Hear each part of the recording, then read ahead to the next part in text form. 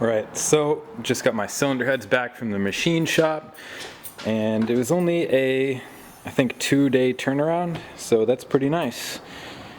And they look great. They actually just throw them in a parts washer and clean them and everything, so all the grease and slime and sludge is gone, so that's perfect for me. I don't have to do any of that myself. And everything looked great. They said they were to factory spec as far as like the clearances go and thickness goes when I brought them in there. So they've actually never been surfaced before, so that's cool. This is the first time they've ever been surfaced because, I mean, you can only take so much material off, of course. But so these are brand new. I just got to do a little bit of port cleaning, I guess, if I really feel like it, even though I'm definitely not going to.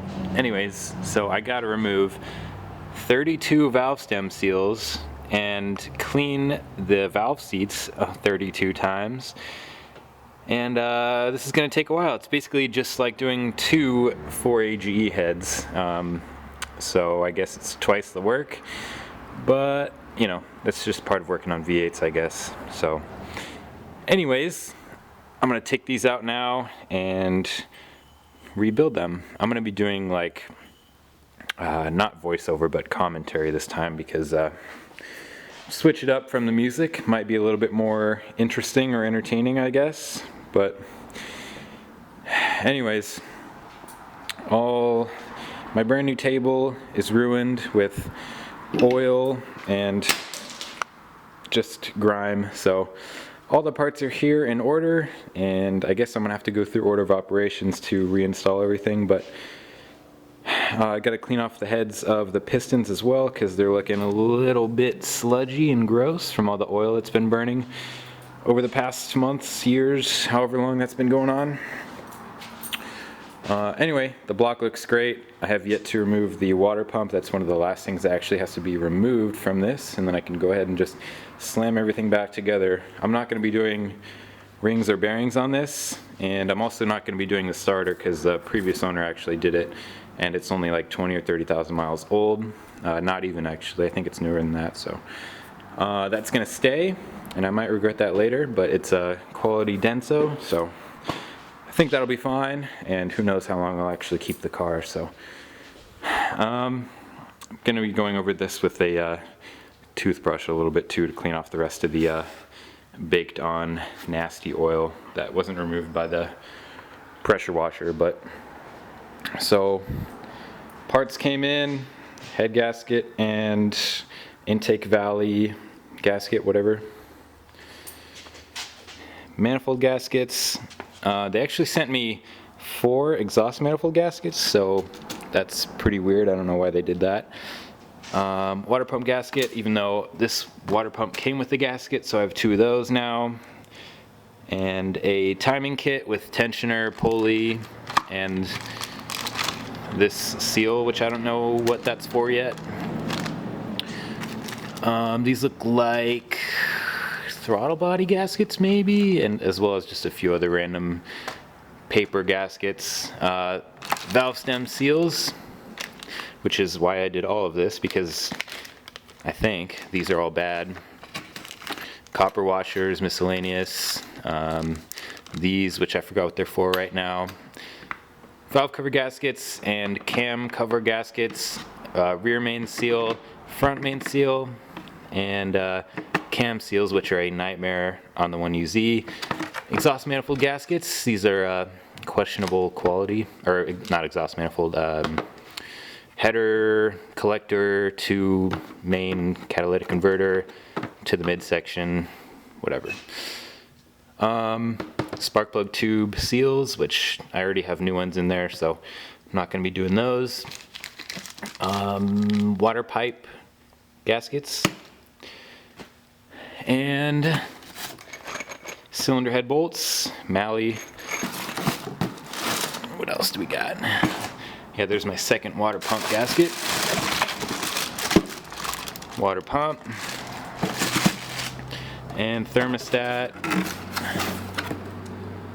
And I think that's pretty much it. I might be forgetting a couple little things, but anyways, all the new stuff going on this old ass engine. So anyways, I'm just trying to procrastinate as much as possible because here are all the valves and valve springs and buckets and shims. I managed to not lose any of the keepers this time, and I got a special tool to help me do that, which hopefully I'll be going over earlier. So keeping these in order is obviously very important because each shim has a different thickness to it, so different measurement for each valve bucket separately. So intake front, left hand side cylinder head, and then exhaust front, intake front, right hand. So yeah, this is going to be so much fun. It's going to be a couple hours before I get these assembled. So anyways, yeah, there it is.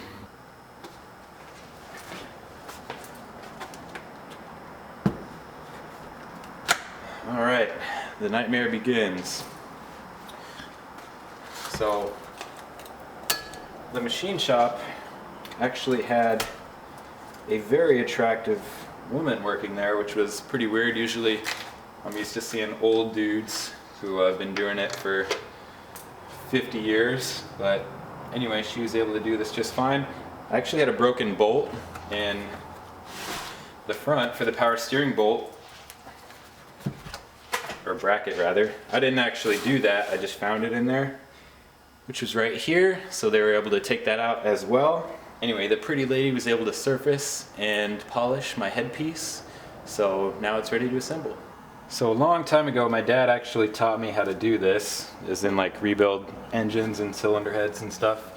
So I'm very grateful for that because I like to buy old crappy cars, and it's no doubt saved me thousands of dollars.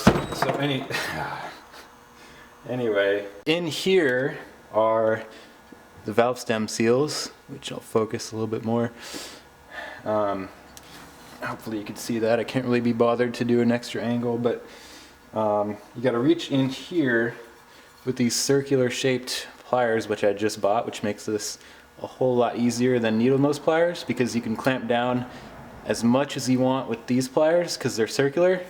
They don't put like all of that force on two sides of the valve stem seal, so you don't have to worry about crushing your valve guide, which is a nightmare. I've kind of done that before, but luckily I was able to bend it back in shape because I think they're actually brass.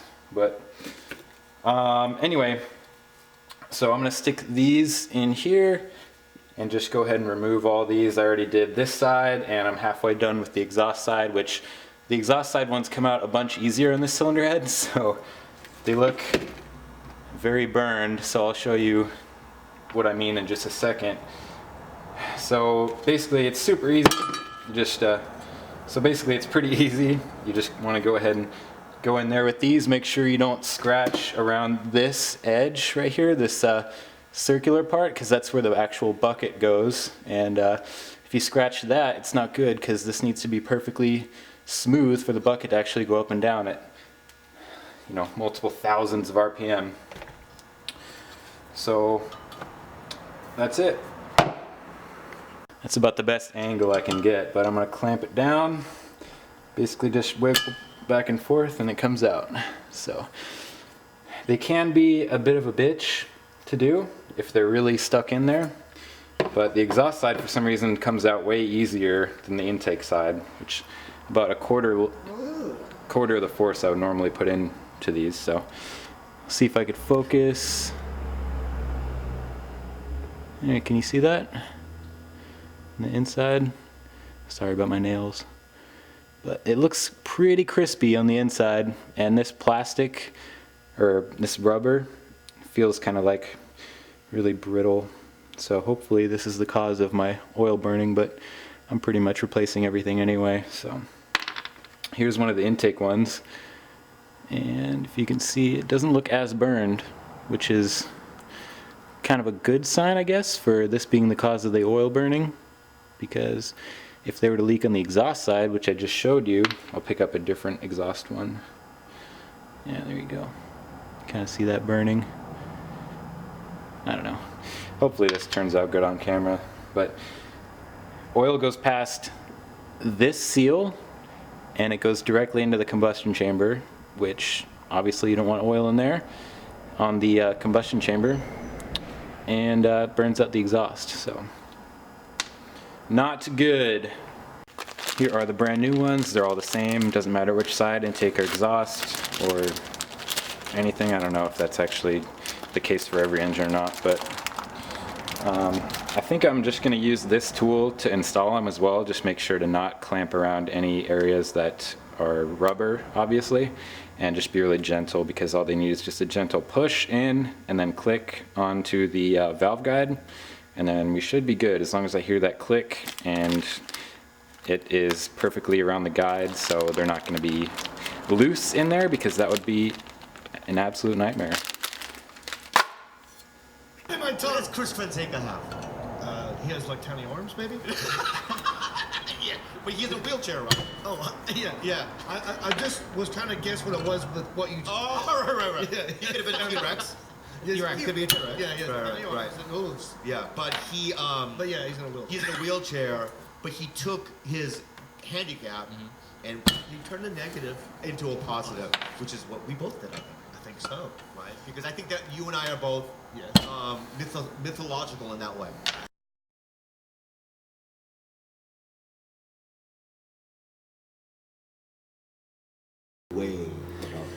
So basically what I found to be easier is just to go ahead and drop the guide into each hole Amy blew up so big that and then just work it around with my finger, because it takes less time and I think it's a little bit easier. if my career was So any other way, I might not even like it. I might kill myself. This is the perfect life. But you know, the human condition. I'm going to do that for all of these. This is the second cylinder head now. I already did the other one, That's my fault. which is right there.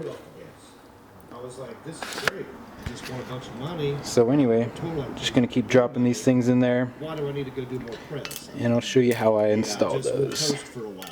Because I've just done that. Yeah. So I took my foot off the gas. But, Alright, go ahead and work that around she just with the finger there. Go all the way. And I think And she's once it's in that position, very funny. She's very funny. She's go ahead and use your disgustingly long nail, quick, but she was always the, and then just push down with the funniest thumb, one, on the and then you can kind of feel it with your finger. Quick comeback. Or, Slip over that edge there, She's so good at that. Yeah. Fast. and then it's good. And at the time she was on the show, she was green as hell. She hadn't been doing stand up that Brand new valve guide a seal. couple of years. And I've been doing- Time to do the other 15. I have no ill will towards Amy Schumer. In fact, we became friends.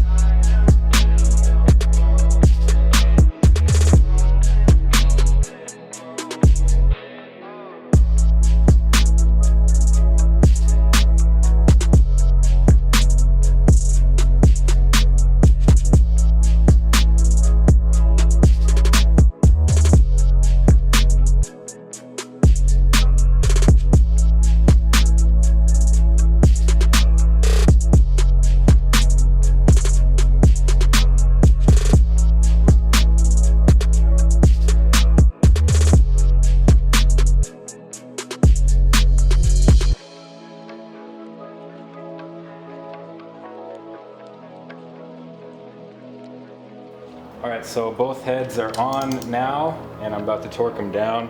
I probably should have put cams on here and tested if all the keepers are gonna stay where they're at or not, but just decided to wing it this time, you know? Risk it for the biscuit, I guess. Save some time. So 1, 2, 3, 4, 5, 6, 7, 8, 9, 10 is the sequence. So 29 foot-pounds and then a 90-degree turn with the torque wrench. So that's what it's gonna be, and that's what I'm gonna do. So anyway, these are torque to yield rather. So anyway, these are torque to yield bolts. So I already went ahead and tightened every single one in order. Just a little bit, snug them down before I go to torque them. So none of these are like finger tight, loose or anything. So they're a little tight, but not torqued to 29 foot-pounds. So there's 29, then 3, 29, 29, 4, 5, 6, 7, 8, 9, and 10. Right. So now comes the 90-degree turn on every one of them.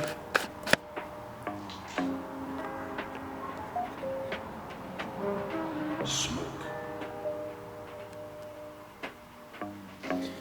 So 1, 2, 3, 4, 5, 6, 7, 8, 9, 10. Right, okay. All right, 90 degrees. Just like that.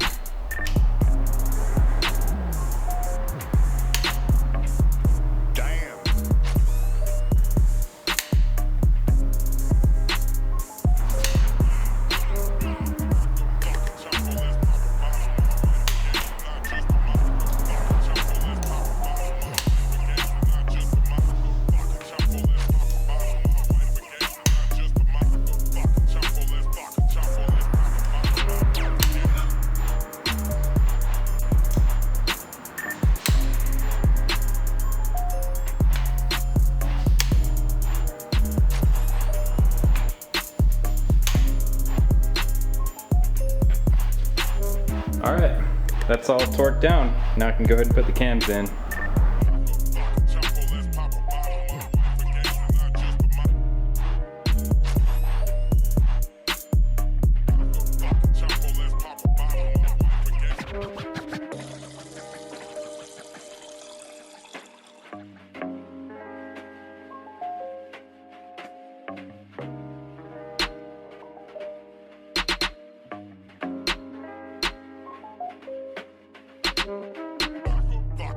Let's pop a bottle. My wife against you, not just a model.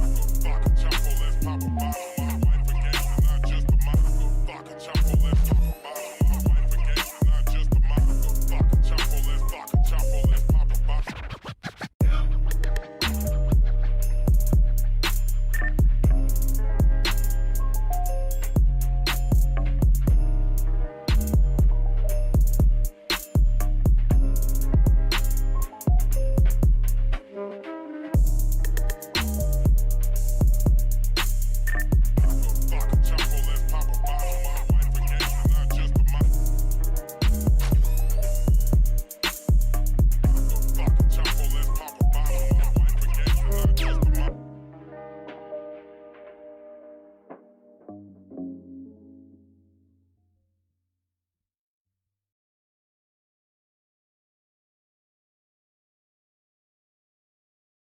All right, so I did the classic YouTuber move. My camera battery died. I'm on the GoPro now, so I got the engine assembled fully. I'm dropping it in right now into the car. I don't know. I just got in the zone and I didn't feel like just waiting for the camera battery to charge and setting up the GoPro to do all those shots. And the complete disassembly is in another video. So anyways, here's what I'm working with right now. The engine's going in the car pretty good. I think I got the hooks. I don't have a level, so balancing it is kind of weird. But anyway, it's going in just fine. I managed to slip it under the trans tunnel right there, which is hard to do by yourself because you can have to push down on the trans while lowering the engine lift yourself. So yeah, it's kind of tricky, but I thought I'd film it going the rest of the way in because it's pretty close now. All I really have to do is just drop it straight down. So hopefully everything lines up, and hopefully I didn't forget anything this time. So I forgot a water pipe that goes under the intake manifold, so I had to take the intake manifold back off, all the wiring off, throttle body off, and then just to get that one water pipe in there. I really like working by myself. Unfortunately, that wasn't the case when I was assembling this, so I missed a couple steps, but that's the way it goes sometimes, I guess. I just got a little distracted. It cost me about 2 hours of extra work. So anyway, getting the trans on was a little bit of a nightmare, and I had a few issues, but pretty much I'm on the home stretch now. So anyways, I don't know if this is any good quality, but I'm gonna try to set it up and see if it should go in.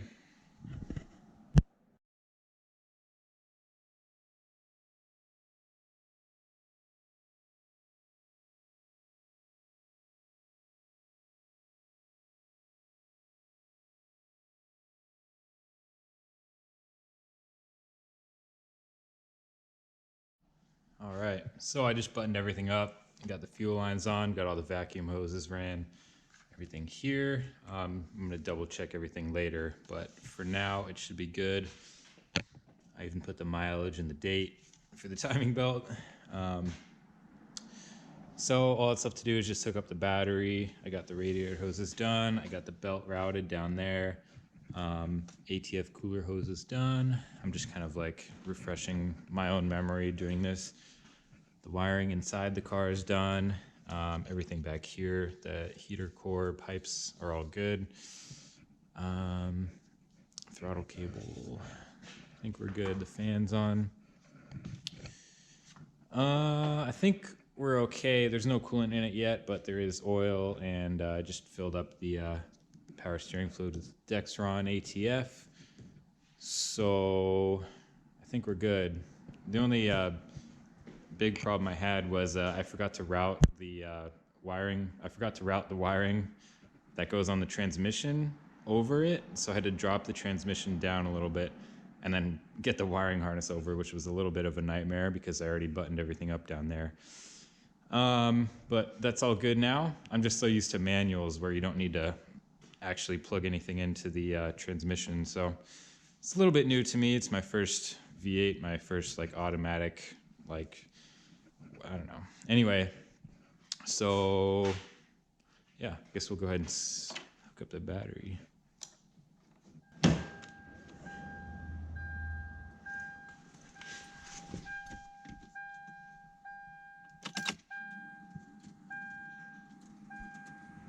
It's in park. Everything's okay there. So start it.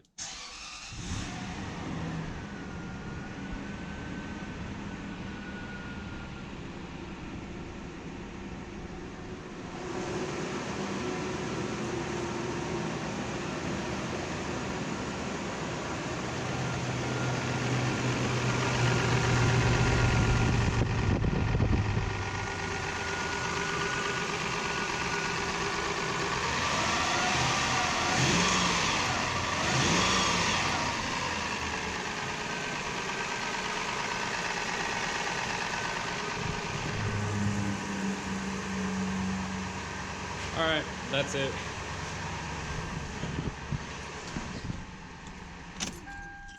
There is the rebuild done. So time to just get all the clips and covers and stuff on the engine and take it for a drive later, but that is it. So sorry for kind of jumping from putting the cylinder heads on and the cams on to it running, but you know, I already filmed most of it on the teardown, so it's pretty much just the opposite of that video. Pretty boring stuff that's cut out. So hopefully that was pretty informative. Anyway, I'm gonna edit this and upload it because I'm trying to do once a week videos at least now. So there is the Lexus rebuild done. Now, all 3 of my cars run, which is great. The E30 is just outside, so walk around video and detail video coming on this car next. So I'm gonna go over everything I did to it and just a walk around and details of it because it's been a while. So anyways, thanks for watching. See ya.